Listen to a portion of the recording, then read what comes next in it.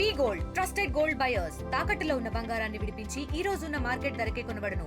మరిన్ని వివరాలకు సంప్రదించండి 7710 మహిళ కనిపిస్తే చాలు కామాంధులు రెచ్చిపోతున్నారు.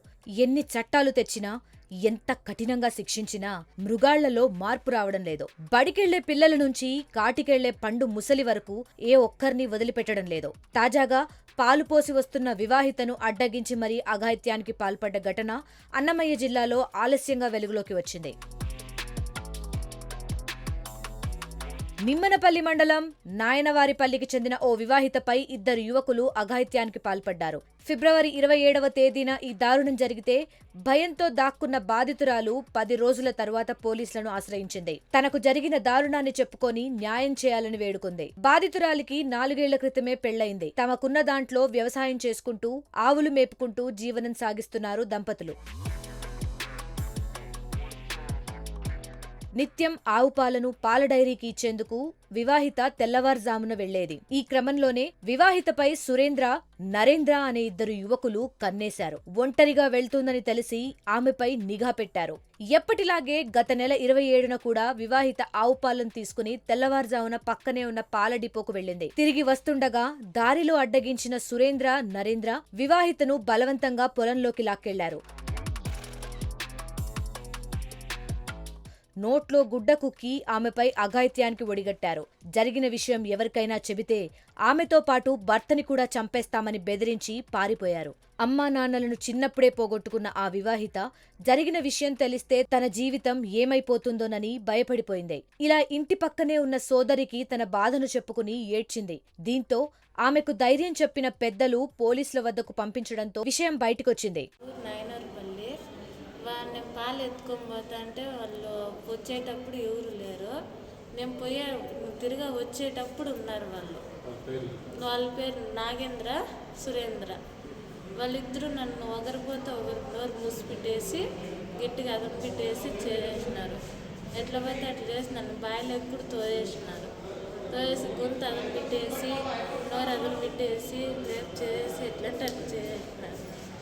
ఎన్ని రోజులు జరిగి? ఇది శుక్రవారం నాడు సార్ నైట్ పండగ పుట్ట పొగులు తిన్నాను నా పొద్దు ఆ రోజు సాయంత్రం.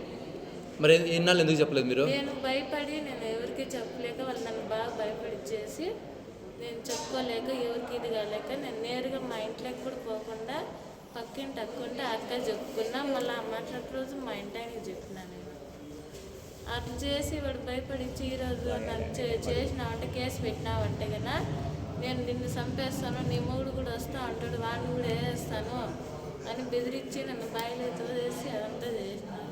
దెబ్బలు తగిలేమ్మా? దెబ్బలు గాయాలైతే అయినాయి కానీ అవి మానిపోయినాయి.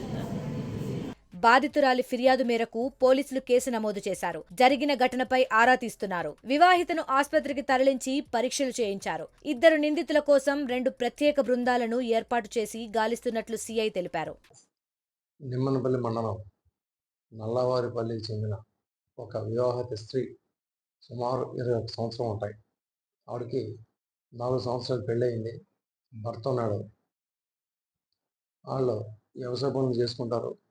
వాళ్ళకి 2 ఆవులు ఉన్నాయి. వాళ్ళ ఇంటికి దగ్గర ఉన్నటువంటి రోజు నడిచేటటువంటి దారిలోని పొలాల్లో నడుచుకుంటూ వస్తుంటే సురేంద్ర, నాగేంద్ర అనేటువంటి ఆ ఊరు చెందిన 2 వ్యక్తులు అబ్బాయిలు చూసి ఈవిడ రోజు ఈ టైంలో పాలుకి వెళ్తుంది అని గమనించి ఏదో చేయాలనే ఉద్దేశంతో ఆ రోజు పాలుకి వెళ్తున్నప్పుడు చూడటం జరిగింది మా విచారణలో. తర్వాత రిటర్న్లో వచ్చేటప్పుడు అక్కడ ఉన్నటువంటి నారాయణ రెడ్డి పొలాల్లో బావి దగ్గర ఈయన బలవంతకరించి నోట్లో చీరబెట్టి ఇద్దరు బలాత్కారం చేయడం జరిగింది.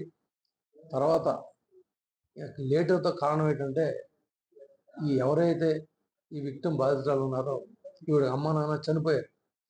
అమ్మ నాన్న చనిపోయిన తర్వాత వాళ్ళ బంధువుల ద్వారా పెళ్లి చేశారు.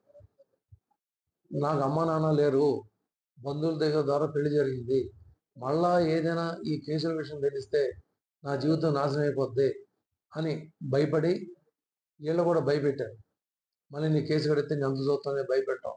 ఈ 2 కారణాల వల్ల నిన్న వాళ్ళ ఇంటి పక్కన ఉన్నటువంటి ఒక లేడీ ద్వారా తెలుసుకుని పోలీసు రావడం జరిగింది. ఇమ్మీడియట్గా మేము ఇచ్చిన ఫిర్యాదు మేరకు కేసు రీచ్ చేసాము. ముద్దాయిల కోసం 2 టీములు పెట్టాము. మహిళల గొప్పతనాలను గురించి చెప్పుకుంటూ మహిళా దినోత్సవాలు జరుపుకుంటున్న ఈ రోజుల్లో నిర్భయ, అభయ, దిశ లాంటి ఘటనలు మరింత ఆందోళనకు గురి చేస్తున్నాయి. కామంతో కొట్టుకు చస్తున్న మృగాళ్లను నడి రోడ్డుపై ఉరితీస్తేనే ఈ పరిస్థితి మారుతుందని కొంతమంది కోరుతున్నారు. మరిన్ని వీడియోస్ కోసం ఛానల్ ని సబ్స్క్రైబ్ చేయండి. లేటెస్ట్ అప్డేట్స్ కోసం వాట్సాప్ ఛానల్ ని ఫాలో అవ్వండి. ఆ లింక్ డిస్క్రిప్షన్ లో ఉంది.